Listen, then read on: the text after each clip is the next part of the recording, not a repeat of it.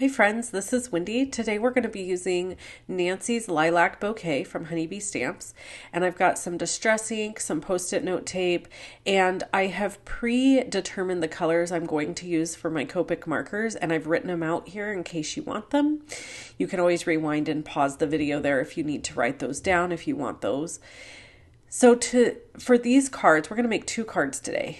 And I thought it would be fun to do a masking technique. I really like bold color with a lot of white space. So that's just kind of what I'm naturally drawn to, is more simplistic card making. That and fun fold cards. Those are like my 2 favorite things, is clean and simple, fun folds, and coloring. I'm not a one trick pony. I like lots of different stuff. So here we are going to stamp this image. This is a beautiful image illustrated by Kelly Taylor, and we're going to stamp it, but we've masked 2 sides of it, so you're only going to see the center of it when we're done. We're also going to ink blend within that mask. I'm using Honeybee's Intense black ink here to stamp with, and I'm using this ink because we're going to Copic color, and this ink is Copic marker safe, alcohol marker safe. So I'm stamping it twice because when you add a mask, sometimes the edges of where you stamp don't stamp all the way down the first time. So it takes a couple of times, and you have to do a little bit of card CPR there to make sure that your image goes all the way to the edge. Then I'm going to remove this entire piece, leaving my masks on the sides. And then we are going to ink blend. I'm using Honeybee's, oh, I forgot this step. We're also going to cut a mask for the floral design. I'm not going to do that on video here with you because it's tedious, but basically you stamp and fussy cut. Now, this is one issue you have with post-it note tape as a FYI. It does smear. So it tends to get on your hands. It smears on the tape. So you just have to be a little bit careful and let things kind of dry. And you can see here I've got some smearing. I gravitate towards post-it note tape because it never fails me with my ink blending, but you can use there's lots of masking products on the market. Here I am going to remove all of these masks. This is always like Christmas to me when you remove a mask, because I just love that clean, solid line. And it just, I don't know, it just looks really cool. So this image actually could just be left like this. You could add a cool sentiment and it would still look really neat, but we're going to actually color the image. So I'm going to add fresh post-it note tape that doesn't have any of that smeared ink on it. And I'm going to then color with the mask in place. I did this so that I wouldn't struggle as much not going outside of the border. Ultimately, what ended up happening is there ended up being some ink bleeding underneath the tape, and we'll talk about that and how I fix it here in the video. Today we are making 2 cards, not just one. And for my coloring, I am using my darkest to lightest colors and then going back in with my lightest color to blend everything out. I have sped this part up. I don't color this fast. So this is 4 times its normal speed. And I'm laying down my darkest color at the base of every petal. And then I'm going in with my mid-tone and then my lightest. When you are coloring, you always want to think about where your shadows would be. This is not a skill I have perfected.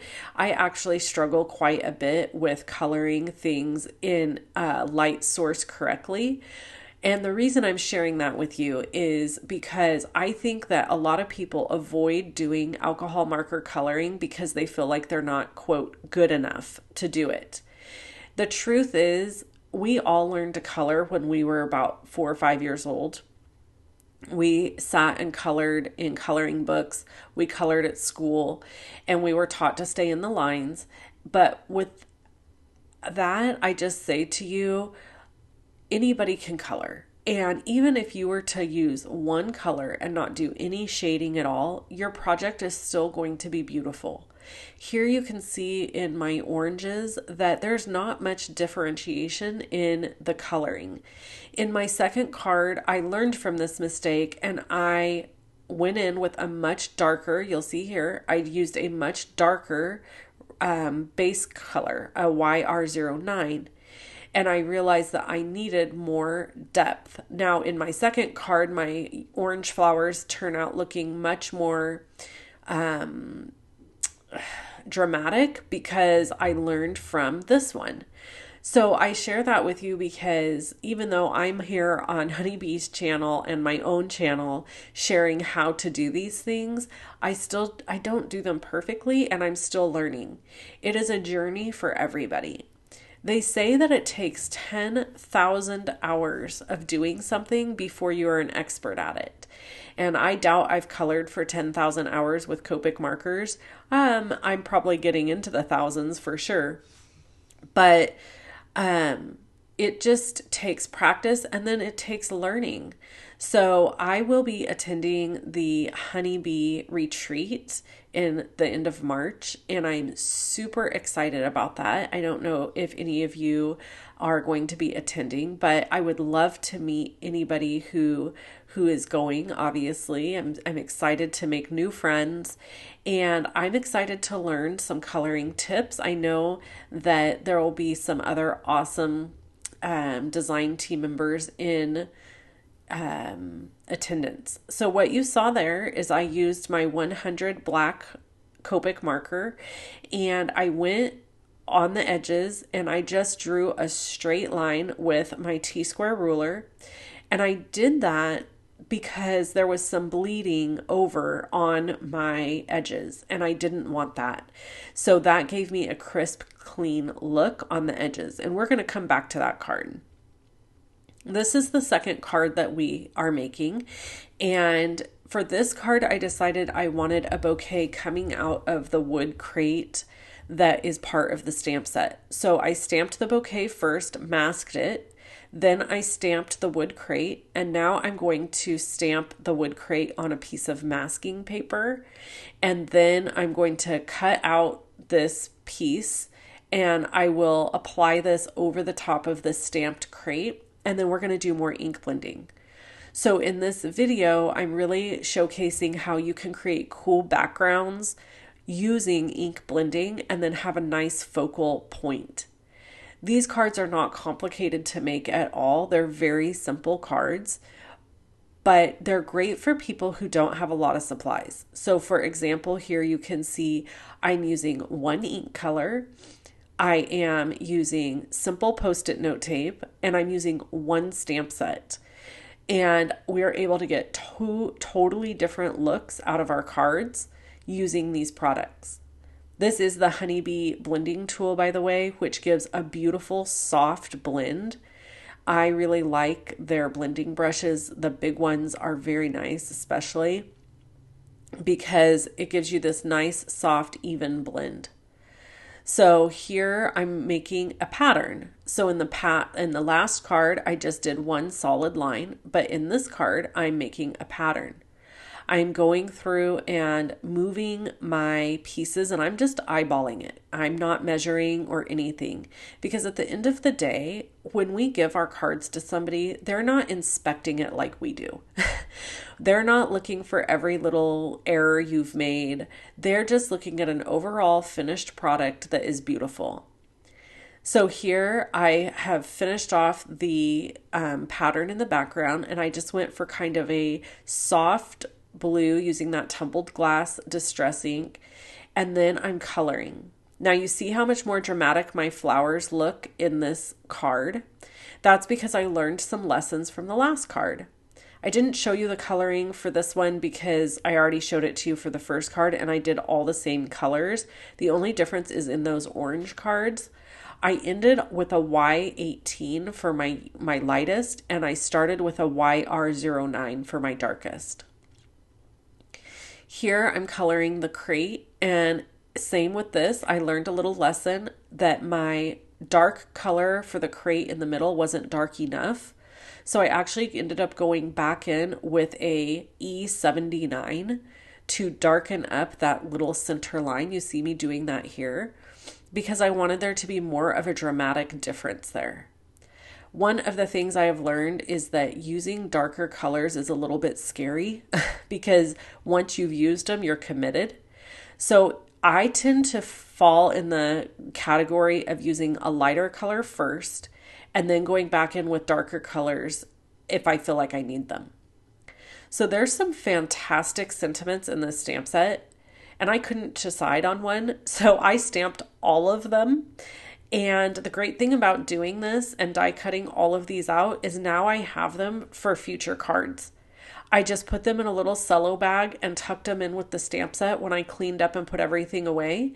And now if I make another card using this stamp set, I may already have my sentiment die cut and stamped and ready to go, which will save me a little bit of time. So here I just stamped them all with no, you could see there's no order to any of it. And I put them on my cutting mat. And then I went ahead and laid all of my die cuts on top and die cut all these pieces out. FYI, I do use the Anna Griffin Impress machine for my die cutting. It has been a game changer, and Honeybee does have them for sale. So, in fact, the last time I checked, they had a discount on the older one. There's a brand new version. I have the older version. I don't see any reason at this time to buy the new version since I have the old version. So my recommendation, if you're looking for an electronic die cutting machine, hands down the best machine I've ever used. And you can grab one at Honeybee. Here I'm layering some black cardstock onto a regular A2 size card base. It's cut at 5.5 by 8.5, scored at 4 1/4. So it ends up being a 4 1/4 by 5.5 card. Then my black piece is cut at 4 1/8 by 5 3/8. And then this piece here is cut at 4 by 5 1/4. And I just think that black edging is absolutely stunning for that card. For this card, I decided not to do any matte and to just put dimensional tape or foam tape on the back and pop it up so that it was up off of the card base. And then I'm going to go ahead and add that down. And then I got to play with my sentiments. I got to choose what sentiment I wanted because I had stamped them all and die cut them all. If this is not something you've tried before, I really encourage you to try it when you're stamping because die cutting all of your sentiments really gives you an opportunity to try out a bunch of different sentiments on your card. So I went for a thank you card and like a friendship card because I felt like these were the two that I'd probably use most likely in my life. And so here I grabbed the Basics gems from Honeybee, and then I grabbed the Harvest Pearl stickers from Honeybee. I'm kind of obsessed with Honeybee's gem stickers and pearls. I think they are absolutely beautiful. You get so many in a pack, and I have found that collecting them from all different releases is the best because you can use them obviously in many different ways. So here for this card, I added some pearls to the center of those flowers. And then these cards are all done. I hope you enjoyed this video and hanging out with me for a little bit. If you have any questions, you can always drop them in the comments below. And if you need any of the products that I've used today, there is a link below for that as well. Take care. Talk to you soon. Bye-bye.